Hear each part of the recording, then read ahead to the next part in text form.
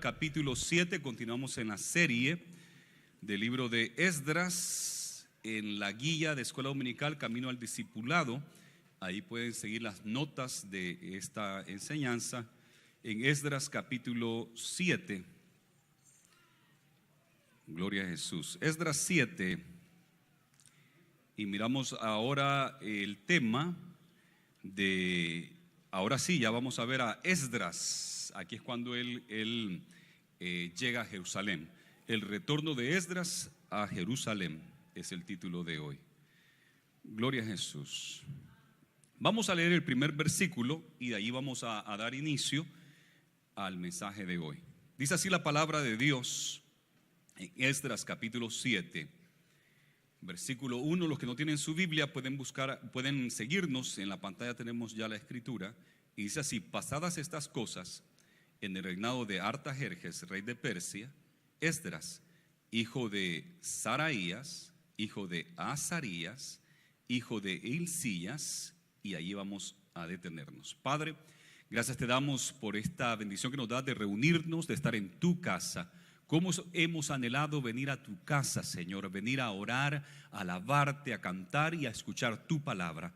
Ahora, Señor, yo te pido que tú bendigas a este pueblo. Tú eres el buen pastor, Jesús, y te pedimos que nos pastorees, que nos alimentes, que nos guíes por el camino correcto, que tu palabra sea de provecho y de bendición para todos los que estamos aquí presentes, para los que oyen en la radio, para los que ven por video. Señor, que tu Espíritu Santo ponga esta palabra en cada uno, le sea de bendición, de provecho y de crecimiento espiritual y de salvación para aquellos que aún no te conocen. En el nombre de Jesús, amén y amén. Pueden tomar su lugar. El retorno de Esdras a Jerusalén. Ahora ya vamos a ver a Esdras en acción. Los primeros 6 capítulos, Esdras no estaba ahí. Esdras está narrando la historia de lo que pasó desde el día que Ciro dio la orden para que regresaran a Jerusalén y edificaran el templo. Eso hacía ya 50 y algo años atrás. O sea que Esdras quizás ni había nacido cuando Ciro dio el edicto de que regresaran a Jerusalén y pudieran edificar la casa del Dios del cielo. Y ha pasado el tiempo, nos dimos cuenta que se logró la reconstrucción del templo, ya que había sido destruido por Babilonia cuando fueron llevados cautivos. Y ahora que han regresado después de Babilonia, de la cautividad de Babilonia, edifican el templo y hacen los sacrificios, celebran la Pascua. Y nos dice este versículo, versículo 1, capítulo 7, que pasadas estas cosas, en el reinado de Artajerjes, rey de Persia, Esdras, hijo de Seraías, y nos va a dar toda la genealogía de Esdras, se nos dice que él regresa a Babilonia. Ahora vamos a ver a Esdras en acción. Dije al principio de que Esdras como que si lo ignoramos un poco, y creo que no le hemos dado el debido honor o mención que se merece. Por lo menos la iglesia de Cristo, Jesús casi no lo ha tomado en cuenta. A Moisés, bien conocido, por tanto por la nación de Israel como por nosotros los cristianos, la iglesia de Cristo. Moisés, tremendo, ¿verdad? Abraham, José, y así Daniel y varios que los mencionamos, pero Esdras como que si casi no lo mencionamos. Pero Esdras es un hombre bien importante y hoy vamos a ver por qué. Y podemos decir que es como hizo el trabajo que Moisés hizo cuando salieron de Egipto. Ahora Esdras va a hacer como ese trabajo en la parte espiritual. No edificó el edificio del templo, no edificó los muros tampoco, pero vino a trabajar en enseñarle la ley al pueblo de Dios. Era sacerdote, sí, como vamos a ver el día de hoy, y hizo una labor de entregar los estatutos del Señor y de enseñarlos y para que el pueblo pudiera practicarlos. Él es Esdras. Nos dice acá, y no nos vamos a leer todos estos nombres difíciles de mencionar, pero sí quiero llevarlos al versículo 5, porque va diciendo que es hijo de esta persona, o sea que da el nombre de su papá, su abuelo, su bisabuelo, y después creo que ya es tatarabuelo, tatarabuelo, tatarabuelo, hasta llegar a Finés. Allí quiero parar, el versículo 5. Hijo de Abisúa, hijo de Finés. Este Finés es hijo de Eleazar, y Eleazar es hijo de Aarón, primer sacerdote. O sea que Esdras es descendiente directo de Aarón, el primer sacerdote de la nación de Israel que fue instituido por Dios por mano de Moisés. Y Aarón fue el sumo sacerdote de la nación de Israel. Entonces Esdras es prácticamente descendiente de él. Pero Aarón tuvo 4 hijos y Esdras viene de la línea de Eleazar. Eleazar tuvo varios hijos, pero de Eleazar vino un hijo que se llama Finés. Y Finés quedó en la historia de Israel para siempre. Ustedes recordarán que en una ocasión fueron los enemigos de Israel y agarraron como a un mago. Decía que era profeta de Dios, pero era como un brujo, un mago, algo así. Y fue Balaam, se llamaba, y fue para maldecir a Israel. ¿Se acuerdan que el asno le habló y se puso a hablar con el asno mudo? El asno que no tenía que hablar se puso a hablar con el asno, ¿verdad? Porque el asno lo detuvo para que el ángel de Jehová no hiriera a Balaam. Y bueno, pero siempre fue. Y cuando se paraba en los montes para maldecir a la nación de Israel, no podía, sino que lo que salía era bendición. Entonces no pudo maldecirlo, pero le habían pagado un gran dinero. Balac le había pagado un gran dinero a Balaam para que los maldijera. Entonces, como no pudo, y él siempre quería el dinerito, entonces le dijo: ¿sabes qué? La única manera de maldecir a Israel es de que ellos cometan pecado, y lo puedes lograr dándole tus hijas a los hijos de él. Vayan y que cometan fornicación, adulterio con los hijos de Israel, y de esa manera vas a maldecir a Israel. Y justamente eso hicieron. Y empezaron a llegar las muchachas al campamento de Israel, a llevarse a los muchachos a las ciudades de ellas, a las fiestas y a la adoración de sus ídolos paganos, que tenía que ver con la sexualidad, y a cometer adulterio y fornicación. Y entonces de esa manera es que logró que a la nación de Israel, al pueblo santo que venía saliendo de Egipto y que iba a la tierra prometida, se logró que se metiera el mundo a ellos y que se metiera Satanás a ellos a través de la sexualidad y ese estilo de vida pecaminoso. Y resulta que Dios los castigó y mandó una plaga donde ya creo que eran como 20,000, no sé cuántos miles que habían muerto de castigo que Dios les había enviado. Y Moisés reúne a todo el pueblo para decirle: hay que parar esto. ¿Cómo es que ustedes se están yendo a acostar con esas mujeres y están trayendo una gran consecuencia terrible a la nación, ¿verdad? El pecado que se ha introducido en todo el pueblo también está trayendo consecuencias. Y entonces están en eso cuando de repente pasa un hombre, un muchacho, con una muchacha de ese país y la lleva a su tienda. Mientras están hablando, él se mete a su tienda a tener relaciones con ella. Y entonces Finés, al ver eso, que este muchacho no tuvo respeto, este hombre ya no tuvo respeto de la congregación y de Moisés que está hablando, sino que ahí pasa bien tranquilito y se vaya, según él nadie se iba a fijar, mientras todos están en el culto, él se fue por allá a acostarse con esta mujer. Entonces viene Finés y agarra una lanza, entra a la tienda y traspasa al hombre con la mujer, a los dos juntos, los traspasó y los mató. Ese era descendiente de Aarón, y Esdras es descendiente de él, de Finés, según miramos acá. Y con eso que hizo, separó la plaga que Dios había enviado, el castigo que Dios había enviado. Con eso se detuvo. O sea que hubo como una pena máxima, ¿verdad? De 2 personas murieron en ese día, haciendo justicia Finés, y de esa manera se contuvo la plaga que Dios había mandado. Bien interesante. Esdras viene de ese personaje. Quiero que lo mantengan en mente, porque más adelante Esdras va a hacer algo bastante fuerte y parece quizás algo cruel. Para nosotros parece cruel que haya ido y matado de una vez a esos 2. Quizás hubiesen dicho: mira, por favor, no hagan eso, eso es malo, ¿verdad? Y quizás hubiésemos dicho el día de hoy así, pero en ese momento fue y lo traspasó con la lanza. Hoy en día lo que les dicen: no, miren, si lo van a hacer, mejor usen protección, cuídense, que las enfermedades transmitidas sexualmente, que los embarazos no deseados, ¿verdad? Y eso es lo que le enseñan a nuestros niños en la escuela, no abstenencia, sino que lo van a hacer, así es que protéjanse. Pero el Señor demanda justicia y demanda santidad. Ahora, nos dice esto en el versículo 6, Esdras, que es descendiente de Aarón, subió de Babilonia era escriba diligente en la ley de Moisés, que Jehová Dios de Israel había dado, y le concedió el rey todo lo que pidió, porque la mano de Jehová su Dios estaba sobre Esdras. Entonces nos dice acá en este versículo, lo va a mencionar en algunas ocasiones más, que Esdras es un, ¿qué dice acá? Escriba diligente en la ley de Moisés. Es diligente, es una persona disciplinada para estudiar la ley de Dios. Él está en Babilonia. Cuando se edifica el templo y se reconstruye, él está en Babilonia. No hay templo donde él pueda ministrar. Él es descendente del sumo sacerdote. Quizás si hubiera templo, él quizás hubiese llegado a ser el sumo sacerdote, pero no hay templo, así es que lo que él hace es instruirse bien en la palabra, lo aprende bien la palabra, es dedicado a la palabra del Señor, y a eso se dedicó él, al estudio de la palabra del Señor. Diligente, escriba diligente en la ley de Moisés.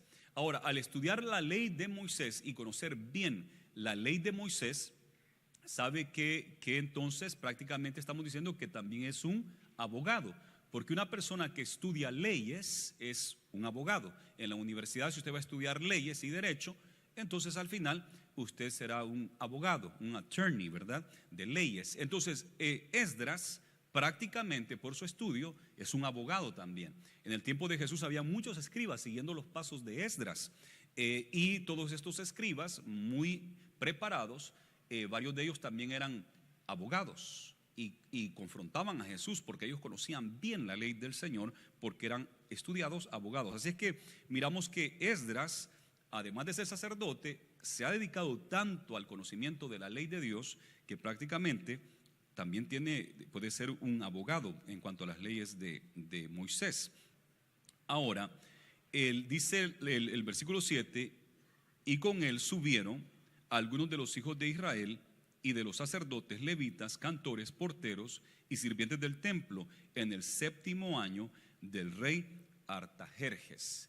Él va a subir. Se cree que fueron alrededor de 2,000 personas. Algunos piensan que 5,000, entre 2,000 a 5,000 están las cifras que yo he leído de los que subieron en este tiempo. En la primera, cuando van con Zorobabel y Josué, fueron alrededor de 50,000. Ahora es más pequeña la delegación o la caravana que va para Jerusalén, es de alrededor de 2,000 a 5,000, creen algunos. Y fue en el tiempo de ¿quién? De Artajerjes. Artajerjes está por meterse ahorita en la historia bíblica como lo hizo Ciro y Darío. Ciro dio la orden que se construyera el templo, que regresara. Darío lo confirmó.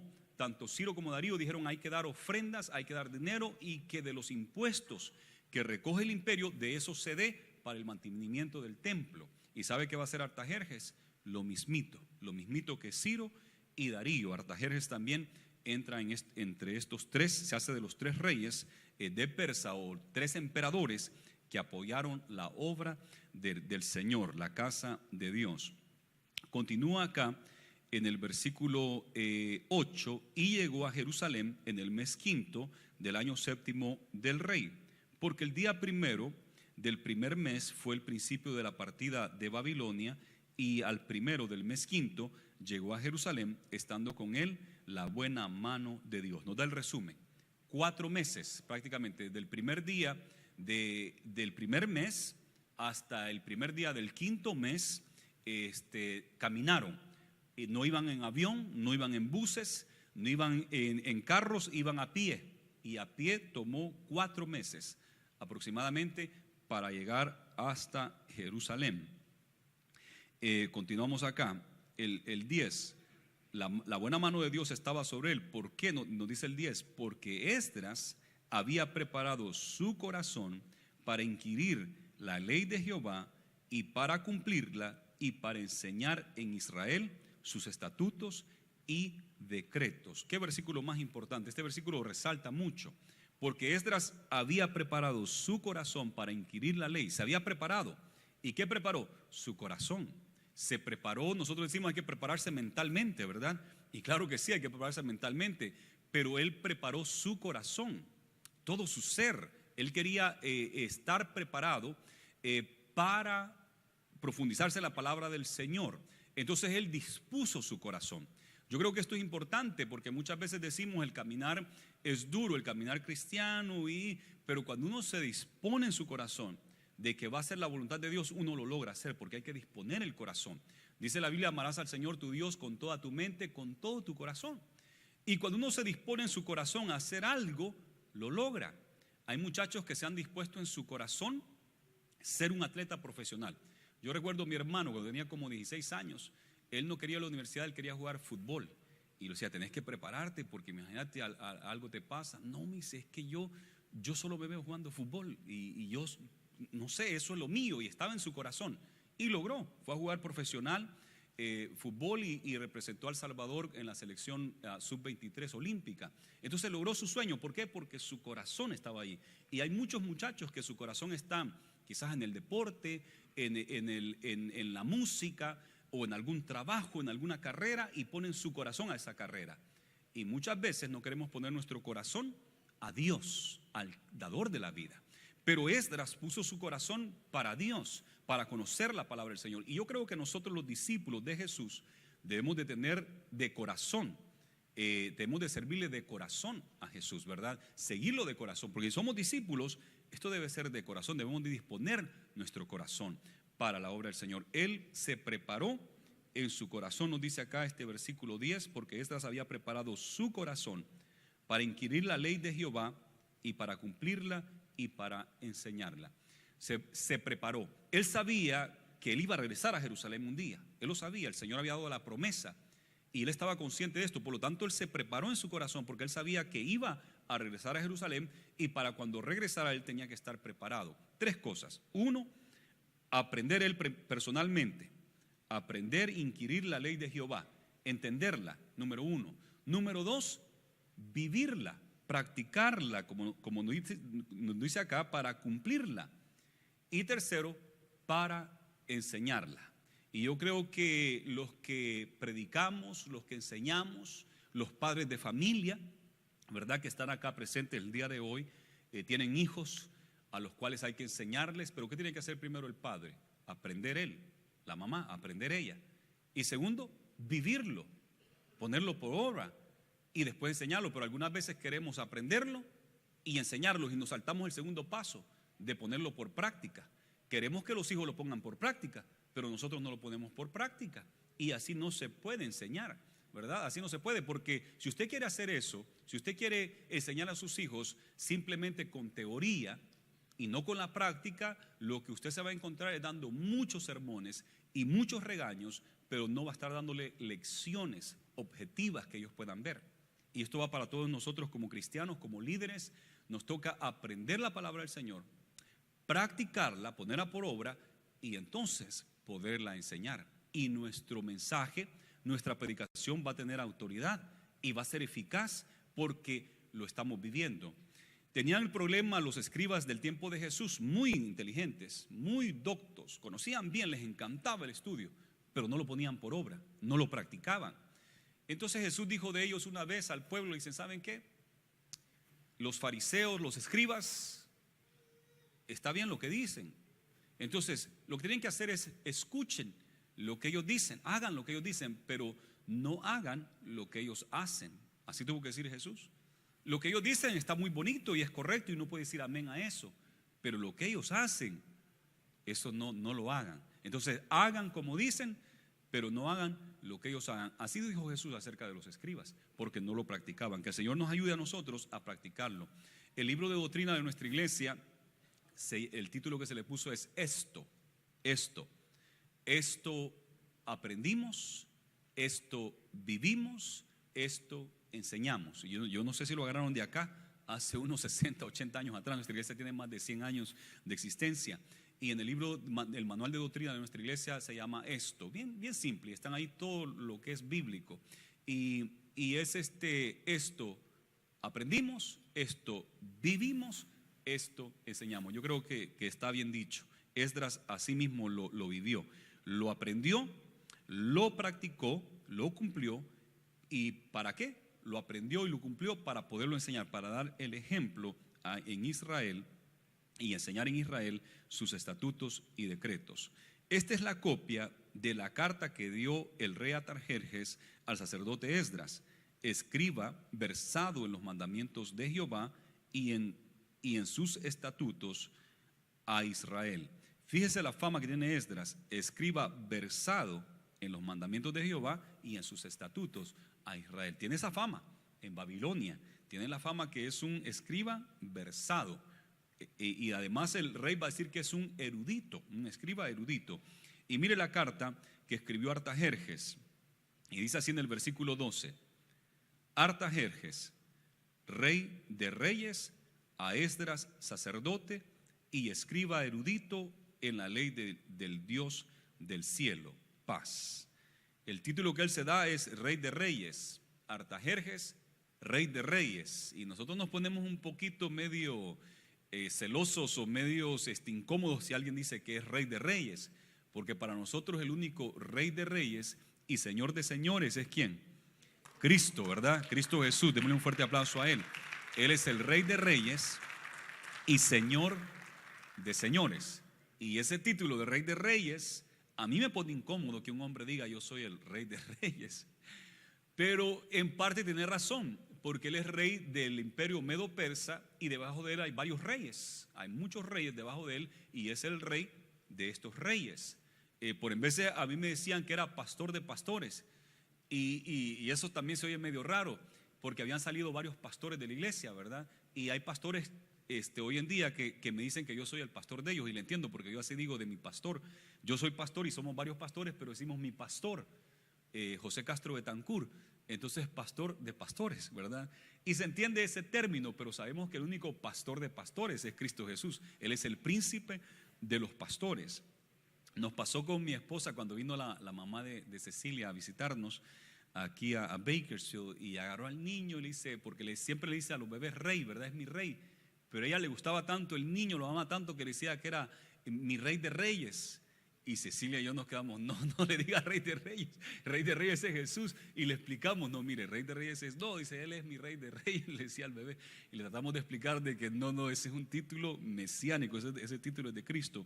Pero este hombre dice, él es el Rey de Reyes, así se da el título él mismo, Artajerjes, Rey de Reyes. Y bueno, en parte es verdad, pero la verdad es que el único Rey de Reyes y Señor de Señores es Cristo Jesús. Y mira a quién lo escribe, se lo escribe directo a Esdras, y le dice sacerdote, porque el rey sabe de la genealogía de Esdras y sabe que él es sacerdote. Y además de eso pone que es un escriba erudito, muy preparado, muy capacitado, un doctor en la ley del Dios del cielo. Erudito es como el doctor, tiene un conocimiento tremendo, un doctor en la ley en este caso. Escriba erudito en la ley del Dios del cielo, paz. Por mí es dada orden que todo aquel en mi reino del pueblo de Israel y de sus sacerdotes y levitas que quiera ir contigo a Jerusalén, vaya, porque de parte del rey y de sus 7 consejeros eres enviado a visitar a Judea y a Jerusalén, conforme a la ley de tu Dios que está en tu mano, y a llevar la plata y el oro que el rey y sus consejeros voluntariamente ofrecen al Dios de Israel, cuya morada está en Jerusalén. Me llama la atención que igual que Ciro, no fue una obligación que regresara, sino que dice, los que quieran ir de regreso a Jerusalén, que vayan, y los que no van a ir, que manden ofrendas, dijo Ciro. Y Artajerjes va a hacer lo mismo. El que quiera ir, que son los de Israel, que viven acá en mi imperio, en mi reino, y quieren regresar a Judea, quieren regresar a Jerusalén, vayan, no hay problema, denle. Pero no dijo se van a ir a la fuerza, sino que esto es voluntario, porque para servir al Señor es voluntario, ¿verdad? Y debe ser de corazón y voluntario. Pero de igual manera Artajerjes les dice también que ellos también pueden enviar ofrendas al templo, a Jerusalén. Y como dijera un misionero hace muchos años atrás, si no pueden ir tus pasos, que vayan tus pesos. Los que no van a ir, pues que envíen ofrendas. Y continúa escribiendo acá de esta plata que le van a dar a Esdras y a los que le van a acompañar para que lleve, dice, y toda la plata, el versículo 16, y el oro que hayes en toda la provincia de Babilonia, con las ofrendas voluntarias del pueblo y de los sacerdotes que voluntariamente ofrecieren para la casa de su Dios, la cual está en Jerusalén. Comprarás pues diligentemente con este dinero becerros, carneros y corderos con sus ofrendas y sus libaciones, y los ofrecerás sobre el altar de la casa de vuestro Dios, la cual está en Jerusalén. Y lo que a ti y a tus hermanos os parezca hacer de la obra, de la otra plata y oro, hacerlo conforme a la voluntad de vuestro Dios. Entonces, te vamos a dar todo este dinero, oro y plata, de parte del imperio, que el mismo emperador y sus 7 consejeros iban a dar a nombre de todo Persia, y además las ofrendas que iban a dar la gente de Israel para que ellos llevaran. Compra becerros, carneros, compra todo esto que vas a dar de ofrenda, y con el otro dinero tú haces lo que bien pienses, porque el rey sabía que Esdras lo iba a hacer conforme a la voluntad de Dios. Tenía una confianza completa en Esdras de que iba a usar bien el dinero.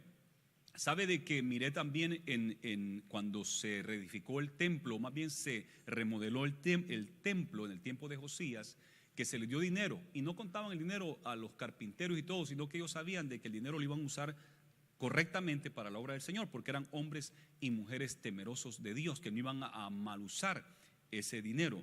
Y nosotros aquí en la iglesia siempre hemos tenido ese corazón de que sabemos que las personas que van a lidiar con el dinero, o bregar, como dicen los puertorriqueños, los que van a bregar con el dinero de la iglesia, sabemos que son hombres y mujeres de Dios. Siempre buscamos hombres y mujeres que tengan buen testimonio, que sean llenos del Espíritu Santo, y una de las cosas es que ellos mismos son diezmadores, ellos mismos ofrendan y son dadivosos. Porque yo digo, ¿cómo va a ser tesorero a alguien que no diezma, que no ofrenda? ¿Verdad? Si no tiene ese corazón, ¿cómo va a estar corriendo las ofrendas y diezmos del pueblo? Entonces tiene que ser gente de Dios. Y hasta el día de hoy, en estos 17 años que tengo de pastorear, siempre tuve la confianza plena en las personas que han sido tesoreros, en las personas que han contado el dinero, que son diáconos, sugieres y algunos miembros de la junta, que les pedimos que cuenten las ofrendas. Y siempre, nunca hemos tenido problema con eso. Siempre yo he tenido la confianza de que ellos lo van a hacer bien y lo van a hacer honestamente. Y cuando alguien me quiere poner duda, no, que esto, y qué pasa si se lo roban, y qué pasa. Si se lo roban es asunto de ellos y Dios, porque Dios les va a mandar una maldición. Es mejor que no se lo hayan robado, porque si se lo roban, de aquí que se les acabe esa maldición, ¿verdad? Peor les va a ir. Así es que yo no tengo problema con eso. Y mientras nos sentábamos este año con lo de la aseguranza, que tenían que asegurar el templo y todo eso, Church Mutual es una aseguranza para iglesias. Entonces ellos piensan en muchas cosas, escuela dominical, los niños, las demandas de esto, de aquello, y está bien, y nos dan ideas de todas las cosas que pueden pasar según la experiencia que ellos tienen. Y ahora pues me salieron con una aseguranza para las ofrendas. Ya me lo han dicho antes, y siempre digo no, porque entre más uno pide, más caro le sale al mes, ¿verdad? O al año. Entonces esa no. Y bueno, y otra vez me la hacían énfasis, y me hicieron énfasis, y mira, las ofrendas, para que esté asegurada, porque qué pasa si el que cuenta la ofrenda se lo roba, se lo lleva. Entonces, para que esté asegurado hasta 10,000 o no sé cuánto que esté asegurado, si efectivamente se pierde. Yo le digo, no estamos de eso. Aquí todos los que cuentan son gente de Dios. Sí, yo sé, me dice, pero puede pasar. Y todos sabemos que sí, puede pasar. Pero si pasa, Dios se va a encargar. Yo no voy a estar afligido de que se van a robar la ofrenda. Esa ofrenda es de Dios, es de todos nosotros que damos del pueblo, y Dios va a cuidar de esa ofrenda. Y el que quiera tocarlo, allá él, ¿verdad? Allá ella. Pero hasta el día de hoy, en estos 17 años, hemos tenido esa confianza, esa gran confianza. Y alguien me dijo, no, es que vos sos muy confianzudo, ¿verdad? Muy confianzudo, y eso no está bien. Pero yo creo que en eso hay que poner la confianza en el Señor, y hay que confiar en los hermanos también, que son hombres y mujeres de Dios. Amén. Así es que así lo miró el rey. Te vas a llevar millones y millones de dólares, era esto, si fuera en dólares, ¿no? Millones y millones. Y él sabía que lo iba a usar bien. El resto que quedara, tú sabrás cómo usarlo, porque sé que lo vas a usar para la gloria de Dios, porque las ofrendas son sagradas. Y si son dadas para la obra del Señor, deben de ser usadas para la obra del Señor. Ahora, dice acá, en el versículo 18, en el 19, los utensilios que te son entregados para el servicio de la casa de tu Dios, los restituirás delante de Dios en Jerusalén. Y todo lo que se requiere para la casa de tu Dios, que te sea necesario dar, lo darás de la casa del tesoro del rey. Imagínense lo que le está diciendo el rey aquí a Esdras. Y por mí, Artajerjes, rey, es dada orden a todos los tesoreros que están al otro lado del río, que todo lo que os pide el sacerdote Esdras, escriba de la ley del Dios del cielo, se le conceda prontamente. Ahora, de primero le está hablando a Esdras: te envío que vayas a visitar a Jerusalén y Judea, que pongas en orden, que lleves estas ofrendas. Y ahora se refiere en esta misma carta, este documento que va a llevar Esdras, ahora tiene una nota especial para los tesoreros que están del otro lado del río, que hemos dicho del otro lado del Éufrates, en el occidente, entre el Éufrates y el mar grande, que es el Mediterráneo, ahí donde estaba Israel. Para todos esos gobernantes y tesoreros es dada esta orden de parte del rey, que lo que pida Esdras, que es un sacerdote del rey del cielo, que se lo den prontamente. Lo que él pida de dinero, se lo tienen que dar prontamente.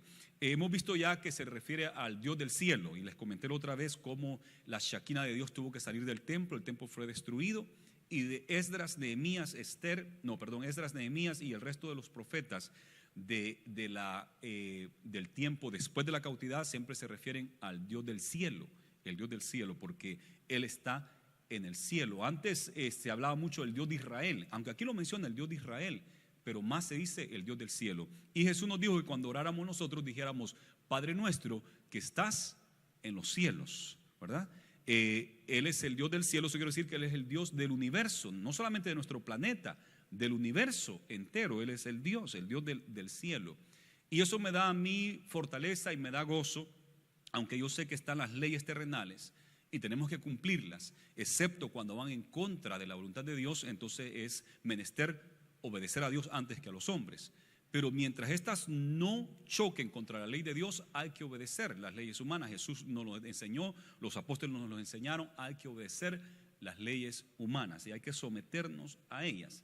Pero hemos tenido una situación, y no es nuestra en particular, sino que esto se ha dado desde todos los tiempos. Las migraciones han estado desde todos los tiempos. Israel inmigró a Egipto. De Egipto eran como 70, entraron legalmente, pero cuando salen de Egipto para la tierra prometida, ahí sí que fue duro, 40 años para llegar, y pasando por tierras que no eran de ellos hasta por fin llegar y conquistar, porque tampoco era de ellos, pero Dios le había dicho que se lo iba a dar y tuvieron que conquistar en guerras, conquistar. Ahora, a Estados Unidos lo critican cuando viene Acción de Gracia, cuando se acaba de celebrar el mes de la Hispanidad, critican y dicen: bueno, es que Cristóbal Colón, italiano, se celebra la Hispanidad debido a él, porque de España se envía para acá, pero dicen era un gran asesino y era esto y aquello, ¿verdad? No era la tierra de ellos, y vienen y conquistan, le quitan el oro, matan a todos los indígenas. Y entonces, ¿para qué vamos a celebrar a Cristóbal Colón? ¿Para qué vamos a celebrar el Día de Acción de Gracias si los europeos vinieron a matar a los indígenas, ¿verdad? Y hay esa cuestión. Entonces ellos también vinieron como de alguna manera a tomar posesión, y ahora es legal y se conoce que México es México, los países de Centroamérica, Suramérica, Estados Unidos, y tienen su territorio legal. Pero sigue habiendo inmigración, sigue habiendo, así como ellos vinieron, así también sigue habiendo grupos que emigran, ¿verdad? Y ahorita mismo, mientras hablamos de esto, hay un grupo de 4,000 hondureños que vienen de camino para acá, para Estados Unidos. Lo último que leí anoche es que México había mandado, por presión de Estados Unidos, porque puso presión para Honduras, para Guatemala, y también a El Salvador le puso, y no pasaron por El Salvador, pues también le puso presión de que colaboraran. Pero a México sí le dijo: México, tienes que parar este asalto contra Estados Unidos. Y México fue y puso todos los policías ahí listos, federales listos para encontrarlos, con su forma phalanx se llama, que se ponen con sus escudos así, es una pared, ¿verdad? Y tuvieron que detenerse. Parece que hubieron algunos heridos en eso, pero se calmó. Algunos se cruzaron el río, a otros dejaron pasar con visas legales, y parece que se están otra vez formando. Este día domingo parece que se están otra vez formando porque quieren llegar hasta Estados Unidos. Pero Dios es el Dios del cielo. Él es el Dios del cielo. Y está este planeta que tiene fronteras. Al principio no era así. Y yo no sé si Dios mira las fronteras. Estoy seguro que sí, porque conoce los países. Pero también Él ve: este planeta es mío. El cielo, la tierra y su plenitud son míos, dice el Señor, ¿verdad? Todo esto es mío. Y toda esa gente de diferentes colores y lenguajes son míos. Y Él tiene compasión de todos nosotros. Yo entiendo la posición de algunos cristianos que dicen eso no se debería hacer, no debían de cruzarse ilegalmente, porque es pecado, porque está violando la ley de un país y eso es pecado, y tienen razón, se está violando una ley de un país. A mí me han hecho la pregunta, que si, ¿cómo está eso? Si somos cristianos, ¿por qué se va a pasar ilegalmente? Y yo lo entiendo, y yo entiendo esa parte, pero yo también vine ilegal. Y nosotros hasta con profecía, que les he contado la historia de cómo nosotros llegamos, y hasta una profecía que se cumplió exacto cuando nosotros cruzamos la frontera ilegalmente. Ahora somos ciudadanos americanos, cumplimos la ley, votamos y todo, y yo siempre estoy instando al pueblo de que salga a votar, e incluso estoy preparándome para darles unos consejos de cómo votar este año. Siempre son importantes, y las de hoy de igual manera son importantes, y estoy preparando algo para darles una guianza de cómo votar, porque muchos me están preguntando cómo hacerle, y trato de mantener, pero yo vine legal, mojado completamente, mojado. Y yo no me voy a poner ahora aquí que soy ciudadano a criticar, no se crucen mojados, ¿verdad? Porque yo he visto a algunos de mis hermanos que ya son ciudadanos y ahora se ponen bien altivos con los que no son, ¿verdad? Y ya son residentes y quieren tratar mal al ilegal, y yo creo que eso es injusto, eso no es correcto, porque nosotros vivimos lo mismo.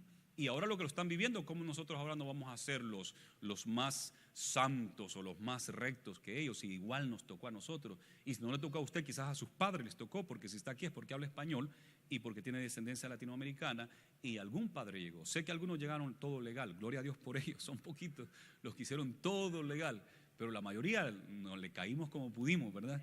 Porque si hubiéramos pedido permiso, quizás no nos lo daban. Pero aquí estamos ahora. Y Él es el Dios del cielo, Él es el Dios del cielo. Y ahora viene esta gente para acá y están viniendo día con día, y Él es el Dios del cielo, y Él tiene misericordia, Él tiene misericordia. Eso es como en el mundial, que algunos quieren orar para que gane tal país. Los argentinos dicen, ayúdenos a orar para que gane Argentina. Los brasileños, vamos a orar para que gane Brasil. Y Dios no se mete en esas cosas, ¿verdad? Hay cristianos en ambos equipos, ¿verdad? Que los Dodgers o los otros, no, hay cristianos, y si van a orar es pérdida de tiempo, porque el Señor no se mete en eso. Él es el Dios del cielo, Él es el Dios de todos, no tiene preferencia de ningún país. Gloria a Jesús. Gloria a Dios. Ahora le dice que cualquier cosa que pida Esdras, que se lo den prontamente. Y continúa diciendo acá, me llama la atención esto, se ha hecho prontamente, versículo 23, para que la casa del Dios del cielo, dice, para la casa del Dios del cielo, pues, ¿por qué habría de ser su ira contra el reino del rey y de sus hijos? Lo mismo dijo Ciro y lo dijo Darío también. Si hacemos esto, nos va a caer maldición a nosotros y a nuestras descendencias. Bendigamos al Dios del cielo para que también nuestros hijos sean bendecidos y nuestras generaciones. Dice, y a vosotros os hacemos saber que a todos los sacerdotes y levitas, cantores, porteros, sirvientes del templo y ministros de la casa de Dios, ninguno podrá imponerle tributo, contribución ni renta. Entonces le dice a los gobernantes, además de eso, de que si piden dinero se lo vas a dar, además de eso, que no les van a cobrar impuestos, no le van a cobrar, me llama aquí la atención esto, contribución ni renta. A los sacerdotes, a los que se dedican a la obra del Señor, no se les va a cobrar esto. Estados Unidos tiene algo que le da una exención de impuestos, no al pastor ni a los líderes que trabajan o que se dedican a la obra del Señor. El pastor sí debe de pagar sus impuestos, pero el que no paga impuestos es la iglesia en sí. Y gracias a Dios por eso, porque antes de que esto fuera edificio de iglesia, aquí se pagaban como $5,000, $6,000 anuales de impuestos por tener el terreno. Y le dijimos, pero es iglesia, sí, pero no está construido el templo todavía. Al nomás que se construyó, mandamos el documento y nos perdonaron algún tiempo para atrás, y de allí para allá no pagamos ni un 5 de impuestos, porque es una iglesia. Y no solamente a las iglesias, sino que también debido a las iglesias, entraron las organizaciones no lucrativas que hacen trabajos sociales y ayudan a la gente de alguna manera. Non-profit no paga impuestos, pero todos los que trabajan para una non-profit, como los pastores, deben de pagar impuestos, ¿verdad? Estados Unidos tiene eso, y gloria a Dios por el beneficio de que por lo menos la organización no tiene que pagar impuestos, si no fuera todavía más caro. Nos dan esa facilidad para que no nos estemos preocupando tanto. Y acá el rey de Persia dice, pero también ellos no van a pagar impuestos. Y qué bueno por eso. Yo estoy a favor de que los pastores sí paguen impuestos, como el resto del pueblo debe de hacerlo, porque yo creo que se presta para cierta corrupción o para ciertas cosas. Si se dijera que los pastores no deben de pagar impuestos, un montón de reverendos y pastores que hubieran, ¿verdad? Oh, no, yo soy pastor. ¿Y quién es tu iglesia? Pues aquí estos 3 hijos míos y mi esposa, ella es la copastora, el diácono, y esta es mi iglesia y no pagamos impuestos. Entonces, mejor no, mejor está bien así como está. Yo creo que lo pensaron bien, porque se presta para la corrupción esto. Cuando se hace el trabajo de corazón, pues gloria a Dios, pero hay algunos que lo hacen por beneficios personales, y que Dios tenga misericordia, porque hay pastores hoy en día que lo hacen por beneficios personales, y uno tiene que cuidar siempre su corazón, como el ejemplo que nos da Esdras, que más adelante vamos a ver. Dice en el 25, y tú, Esdras, ahora se regresa a Esdras en este documento que él ha escrito, conforme a la sabiduría que tienes de tu Dios, pon jueces y gobernadores que gobiernen a todo el pueblo que está del otro lado del río. Entonces no viene solamente con una encomienda de organizar lo espiritual, pero también lo político. El gobierno iba a poner gobernadores y jueces. Imagínense la autoridad que trae de parte del emperador. Y dice esto: a todos los que conocen las leyes de tu Dios, y al que no la conoce, le enseñarás. Todos los que conocen la ley les vas a poner jueces gobernantes, y el que no conoce, pues enséñale la palabra de Dios. Imagínense esto. Y cualquiera que no cumpliere la ley de tu Dios y la ley del rey, sea juzgado prontamente, sea a muerte, a destierro, a pena de multa o prisión. El que no cumpla la ley de tu Dios y la ley de Medo-Persa, la ley del rey, que sea juzgado. Y yo creo que esto es importante y va de la mano con lo que acabo de mencionar. Hay que obedecer la ley de la tierra, siempre y cuando no contradizca la ley de Dios. Y nosotros como cristianos siempre hemos sido obedientes a las leyes, siempre. En todos los países donde hay cristianos son y deben de ser los mejores ciudadanos, pagar sus impuestos, votar, hacer todo eso, todo lo que es el trabajo o las obligaciones cívicas, tenemos que hacerla, porque como cristianos se nos da la orden a someternos a los gobernantes. Y aún nos dice que Dios es el que los pone, aun cuando son malos. Dios permite que ellos estén ahí, porque Él es el que pone y quita reyes, y es nuestra obligación someternos y ser buenos ciudadanos. Y dice acá: el que no cumpla la ley de tu Dios y las leyes del rey, o sea, las leyes de Medo-Persa, ya sea castigado a muerte, que es la pena máxima. Nos dice acá, la otra que usa acá es a destierro, quitarle sus propiedades, desalojar, te vamos a quitar tus propiedades. La otra es,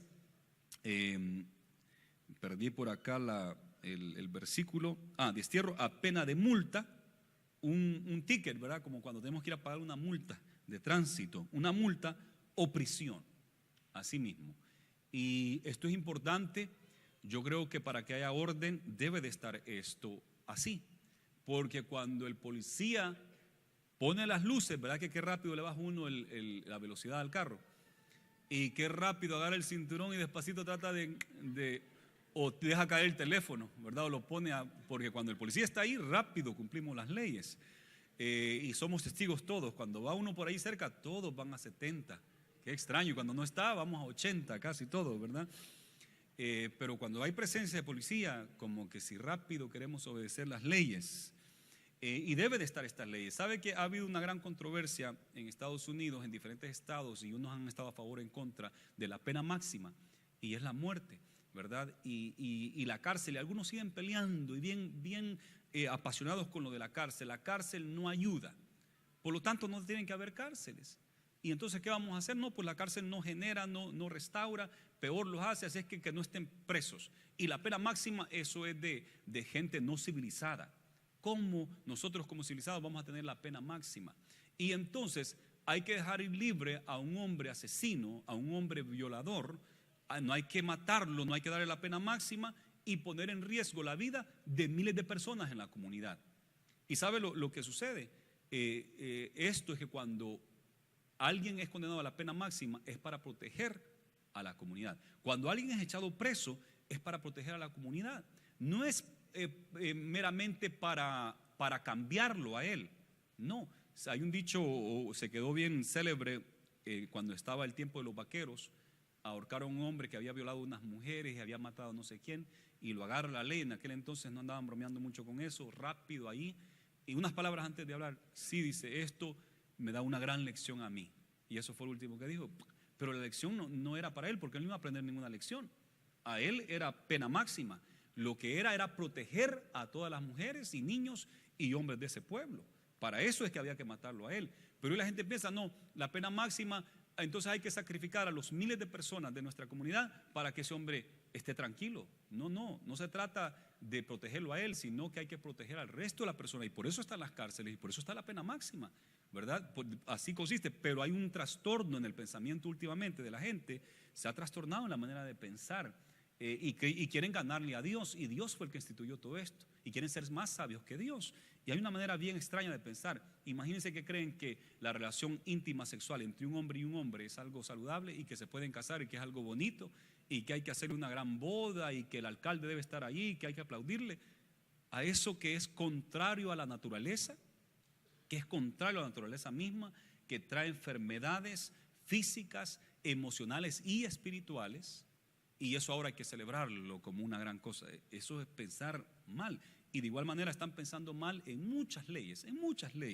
Están pensando, como dice la Biblia, a lo malo le llaman bueno y a lo bueno le llaman malo. Eso es lo que está pasando en nuestros tiempos. Continúa acá el versículo 27, es una acción de gracia de Esdras, y voy a avanzar porque quiero también tomar el 8. Bendito Jehová Dios de nuestros padres, que puso tal cosa en el corazón del rey para honrar la casa de Jehová que está en Jerusalén, e inclinó hacia mí su misericordia delante del rey y de sus consejeros y de todos los príncipes poderosos del rey.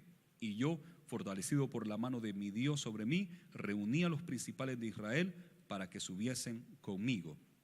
En el capítulo 8 organiza, ya está dado una carta, un documento legal, diciéndole a Esdras, esto tienes que ir a hacer, esto van a hacer los tesoreros y los gobernantes.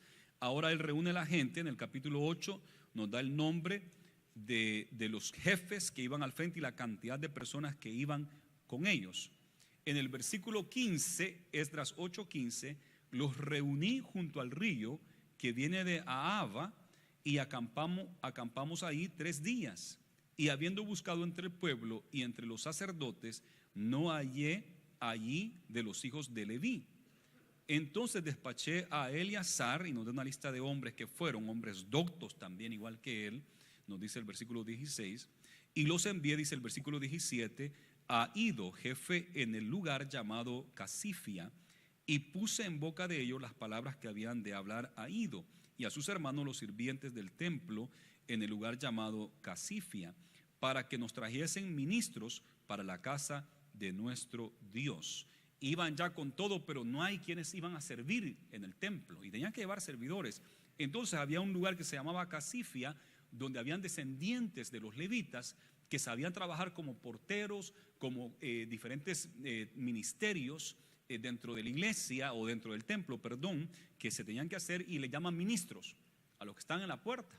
Ministros, los que se encargan de la leña, de los holocaustos, los que se encargan del agua, del aceite y de todas esas cosas prácticas, son ministros porque ministraban a la casa del Señor. Aquí nosotros le llamamos los servidores, ¿verdad? Los diáconos y los sugieres.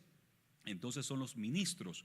Y justo encontraron una buena cantidad, Dios les dio gracia en eso, y nos dice el versículo 17, el 18, y nos trajeron según la buena mano de nuestro Dios sobre nosotros un varón entendido de los hijos de Mali, hijo de Leví, hijo de Israel, a Serabías con sus hijos y sus hermanos 18. Y bueno, y nos da allí otras listas. En el versículo 21 hay algo que creo que nos enseña cómo Esdras es de humano, así como usted y yo, bien humano, como usted y yo. No era un súper espiritual, no, era un hombre común y corriente, con debilidades y todos. Y mire lo que hace en el versículo 21, Esdras 8:21, y publiqué ayuno allí, junto al río de Ahava, para afligirnos delante de nuestro Dios, para solicitar de él camino derecho para nosotros y para nuestros niños y para todos nuestros bienes, porque tuve vergüenza de pedir al rey tropa y gente de a caballo que nos defendiese del enemigo en el camino, porque habíamos hablado al rey diciendo: la mano de nuestro Dios es para bien sobre todos los que le buscan, mas su poder y su furor contra todos los que le abandonan. Ayunamos pues y pedimos a nuestro Dios sobre esto, y él nos fue propicio. Entonces Esdras ya está listo para salir, tiene toda la gente alrededor de entre 2,000 a 5,000, y piensa: bueno, ahora hay que viajar, y mira a los niños, porque van varios niños, y mira a los niños, y mira la cantidad de dinero que lleva. Es una cantidad enorme de plata, de oro y de utensilios y de dinero que lleva. Y entonces él dice: wow, esto va a estar duro, porque el camino es largo y el camino es peligroso, y hay asaltantes ahí que van a querer asaltar la caravana, van a saber que traemos dinero, van los niños ahí que les puede pasar algo, ¿verdad? Entonces él dice: y ahora, para decirle al rey, ya nos ha dado tanta bendición, nos ha bendecido, pero ahora pedirle al rey que nos dé unas tropas, que nos dé soldados armados para que vayan. Yo creo que si Esdras le hubiera dicho: mire, no nos puede dar unos soldados, creo que se los da pronto, una de las mejores cuadrillas quizás del ejército, hombres diestros para pelear y defenderlos. Pero ¿qué dice? Tuve vergüenza pedirle, porque nosotros le habíamos dicho al rey que Dios es bueno, que Dios es poderoso y que confiamos en él, y que unos confían en carros y en caballos, pero nosotros confiamos en el Señor, ¿verdad? Y se llenó la boca hablando de Dios, se llenó la boca hablando de la grandeza de Dios, y bien elocuente hablando de las cosas de Dios. Pero a la hora de la hora, cuando ve que hay que salir, y con todos esos niños y con toda esa cantidad de dinero, y dice: ¿y ahora cómo le hacemos? ¿Verdad? Le entró la duda, como a nosotros, ¿verdad? Hablamos bien de Dios, pero a la hora de la hora salimos corriendo para donde el doctor, ¿verdad? O a buscar ayuda a un lado, y se nos olvida buscar la ayuda de Dios. Entonces muchas veces nos pasa así, nos jactamos, pero a la hora de la hora, ahí estamos bien afligidos. ¿Y qué pasó con tu fe? Y entonces decían en el Antiguo Testamento, en Joel aparece ahí, que la gente decía: ¿y a dónde está tu Dios? ¿Verdad? ¿Y por qué han de decir las gentes: ¿dónde está tu Dios? Dice en Joel 2, porque como nos jactamos de nuestro Dios, y después la gente dice: ¿y el Dios en qué confiamos? ¿A dónde está? A Jesús le dijeron: a otro salvaba y él no se puede salvar a sí mismo. ¿A dónde está todo el poderío y todo cuando él iba para la cruz del Calvario? ¿Verdad? Entonces Esdras sintió así: todo lo que he dicho delante del rey, y ahora irle a pedir soldados, me va a decir: bueno, ¿y qué pasó? Pues que no, que tu Dios es poderoso y que te va a guardar en el camino, y que a tus enemigos va a ir su poder en contra de ellos. ¿Qué pasó con lo que me dijiste? ¿No era cierto? Entonces tuve que decir: no. Si yo le he dicho, hay que practicarlo, porque Esdras ya nos dimos cuenta que aprendió bien la palabra del Señor, pero la practicaba para poderla enseñar.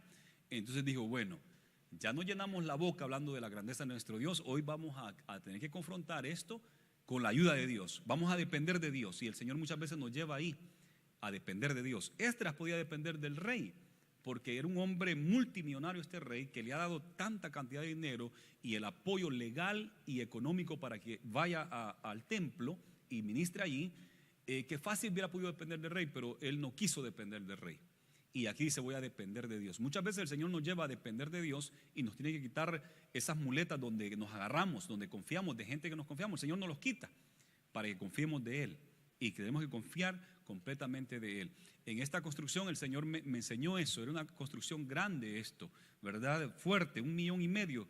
Una iglesia pequeña, ¿dónde va a sacar 1,5 millones para poder construir esto?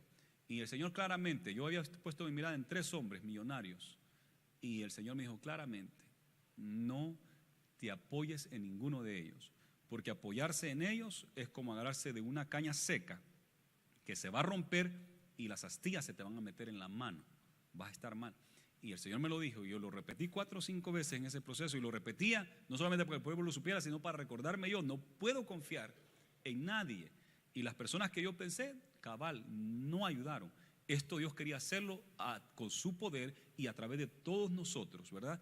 Ningún millonario acá, sino que hombres y mujeres trabajadores, que se logró para la gloria del Señor. Confiar en Dios, no confiar en el hombre. En esos días me hice de amigos, ellos mismos me buscaron, no sé cómo, y poco a poco me fui haciendo amigos de varios líderes políticos de nuestra ciudad, la State Assembly, a la que es ahora la alcalde, y con todos hasta a nivel de Washington DC conocí a algunos y pensaba, ¿será que les digo que estoy en construcción? Para ver si pueden mover alguno de los fondos, porque movieron fondos, algunos fondos movieron para algunas cosas que hicimos, pero no sabían que estábamos en construcción. Y nunca les dije, tuve la tentación de decirles a ver si podían mover algún fondo a favor o agarrar un favor de parte de ellos, pero no lo hice, el Señor no me permitió. Y no les dije. Al final, cuando estaba construido, les dije, y vino la alcaldesa y estuvo aquí en el culto, otros me felicitaron, no pudieron venir, 2 de ellos vinieron, pero ni se habían dado cuenta que estábamos en construcción. Pero tuve la tentación muchas veces de decirle a ver con cuánto se dejaban querer, pero no, Dios no me lo permitió, porque esto tenía que ser un esfuerzo del pueblo y con la bendición de Dios solamente. Gloria a Jesús, gloria a Dios. Entonces lo que hizo fue lo que sabemos hacer, ayunar. Entonces dice que ayunó, se puso a ayunar. Y me gusta por las cosas que ayunó. Publiqué ayuno, ¿para qué? Para que el Señor le diera camino derecho, o sea, un buen camino, que no fuera chueco, que fuera derecho, que todo saliera bien. ¿Y por quién más? Por nuestros niños. Él ayunó por los niños también, porque van ahí, los niños les cuesta caminar y va a ser duro, ¿verdad? Y les cambiando pañales, dándole de comer y si se enferman en el camino es cosa dura. Entonces ayunó por los niños, por ahí oye el mío, ayunó por los niños y dice también por todos nuestros bienes, porque lleva una cantidad de dinero. Entonces ayunó por buen camino, por los niños y por los bienes. Yo creo que eso es un buen ayuno, ¿verdad? Ayunar por nosotros, la familia, por los niños y aún por lo material, que el Señor nos dirija. Continúa acá, el Señor le da la sabiduría y agarra a 12 sacerdotes, le da todo el dinero que llevaba. Ustedes me van a tomar este dinero, se los pesa, les pesa el dinero, o las plata y el oro se lo pesa. Y cuando llegan a Jerusalén, nos vamos a adelantar hasta Jerusalén, dice el versículo 32, y llegamos a Jerusalén y reposamos ahí 3 días. Y al 4.º día fue luego pesada la plata y el oro y los utensilios en la casa de nuestro Dios por mano del sacerdote Meramot, hijo de Urías, y con él Eleazar, y nos da los nombres ahí. Por cuenta y por peso se entregó todo y se apuntó todo aquel peso en aquel tiempo. Llegó con bien. Llegan y lo primero que hacen es descansar. Vamos a descansar 3 días, ¿verdad? Llegan, descansan, tranquilos, quizás fueron a conocer un poco la ciudad, pero al 4.º día era día de negocio. Había que pesar el dinero, había que entregarlo todo y además de eso empezar a hacer los sacrificios y empiezan a hacer los sacrificios, los corderos y a trabajar. 3 días de descanso para después entrar al trabajo. Un punto más antes de despedir, antes de terminar el mensaje. En 2 Corintios capítulo 8, versículo 18 al 21, nos dice esto. Pablo fue un hombre como Esdras. Esdras fue fiel en el dinero que traía, transparente, y se requiere de la iglesia, de los líderes de la iglesia, que sean transparentes en las finanzas. Es bien importante esto. Y Pablo lo entendía. Y dice Pablo en 2 Corintios 8, 18, y enviamos juntamente con él al hermano cuya alabanza en el evangelio se oye por todas las iglesias. Y no solo esto, sino que también fue designado por las iglesias como compañero de nuestra peregrinación para llevar este donativo que es administrado por nosotros para la gloria del Señor mismo y para demostrar vuestra buena voluntad, evitando que nadie nos censure en cuanto a esta ofrenda abundante que administramos, procurando hacer las cosas honradamente, no solo delante del Señor, sino también delante de los hombres. Y yo creo que esto es clave. Si queremos que el Señor nos bendiga, si queremos ser prosperados, tenemos que ser transparentes como iglesia, tenemos que ser transparentes en las finanzas y usar las finanzas para lo que corresponde, porque las ofrendas son sagradas, son para el Señor. El pueblo acá todos damos con alegría, con gozo, y lo damos para Dios. Y es cierto que habemos 8 personas, yo como pastor, y 7 que fueron electos por ustedes, que se encargan de manejar todas esas finanzas, y debe ser de una manera transparente. Hasta el día de hoy, estos 17 años, le damos gracias al Señor porque hemos tratado de ser así transparentes. Año con año le damos un informe de todo lo que entró y todo lo que salió, y hay que dar el informe, y hay preguntas y todo eso. Y yo creo que Dios bendice esto, así como lo hizo con Esdras y el apóstol Pablo, también lo hará con nuestra iglesia. Y es importante que todos los que trabajan con el dinero de nuestra iglesia se mantengan así fieles al Señor. Gloria a Jesús. Vamos a inclinar nuestro rostro y le vamos a dar gracias a Dios por su palabra. Señor, gracias por tu palabra. Gracias, Señor, porque nos damos cuenta de que eres un Dios poderoso, eres el Dios del cielo. Y gracias porque tenemos la oración y tenemos el ayuno para poder buscar tu dirección. Algunos necesitan quizás dedicar un tiempo de ayuno y de oración para los asuntos familiares que están viviendo, para sus hijos, para sus adolescentes, para sus finanzas, sus negocios, Señor, para su vida personal, que tengan un camino recto. Padre, bendice a este pueblo en el nombre de Jesús. Yo quiero hacer una invitación, si hay alguien acá en nuestros medios que aún no ha aceptado a Jesús, o que quizás antes caminó con el Señor y se ha apartado, quizás hoy quiera reconciliarse con el Señor, quizás hoy quiera ponerse a cuenta y regresar al Señor, renovar sus votos con el Señor o aceptarlo por primera vez.